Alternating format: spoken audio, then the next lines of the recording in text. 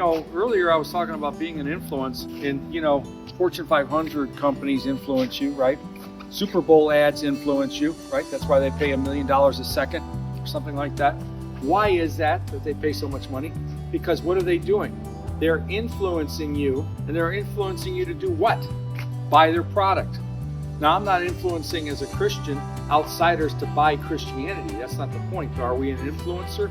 Yes, we are an influencer. Do you not think? Have you ever gone to Marriott? I belong with them. I have their Bonvoy points. Have you ever looked in their dresser next to the nightstand? The drawer pulled out? What do you see in there? You see a Bible, and what's next to the Bible? You see the Book of Mormon. Are they influencing people? Of course they are. They don't stop. They don't stop with their influencing by being just Marriott. They have a Book of Mormon in every hotel room around the world. So are they influencing? Yes. That's driving home a point. So if they're influencing and it's powerful, I think we need to be influencers also. I'll tell you another influence, going to these events. I went to an event in 1993 with my brother because I thought it would be a great event to go to.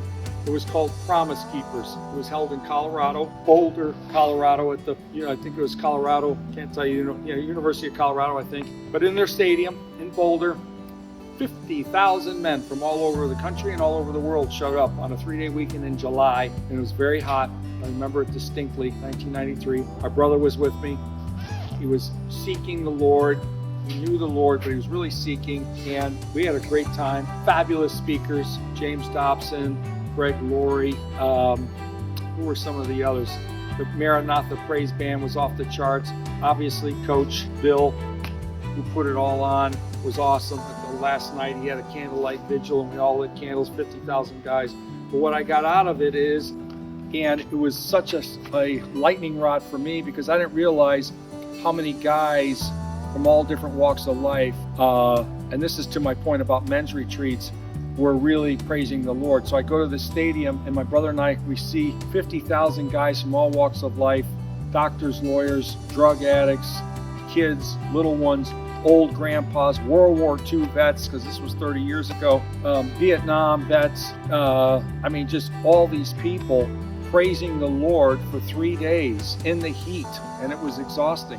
But what I got out of it was that was an influence on me, and that I need to be an influence like these guys were an influence, and they made an impact on my life, and that's why I'm talking about it today. Getting to my brother, it made an impact on his life that he called his wife from the event and said, "Honey, I'm changing my ways. I've been convicted, and I'm going to be a new man." Sure enough, when he got home, he changed his ways and became a new man. He took his blended family.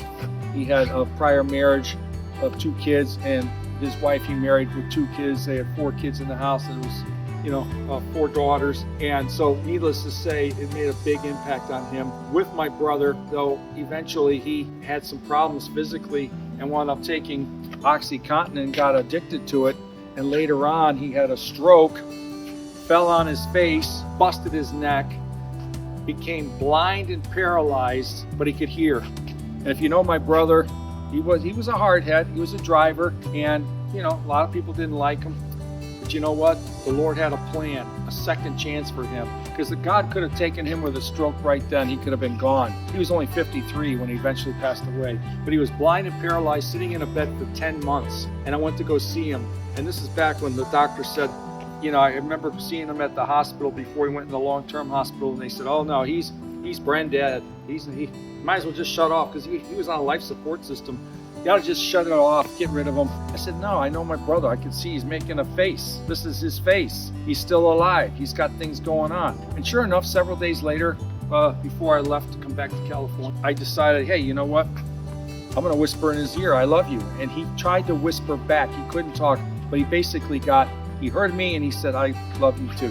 And that was awesome. But what I kept telling people is I use this as an influential story, because God could have taken his life at the time, but didn't. Because I believe in my heart that him and God were doing business those 10 months. And yes, he was on his back. He couldn't move. He was paralyzed. But if you knew my brother, God had him right where he wanted him. He couldn't mouth off. He couldn't give you that look like, what are you talking about? And all he could do was listen. People prayed over him. I prayed over him. But most importantly, the Holy Spirit spoke to his heart for 10 months. And I know he's in heaven today. And he was a witness to other people. His life was a witness.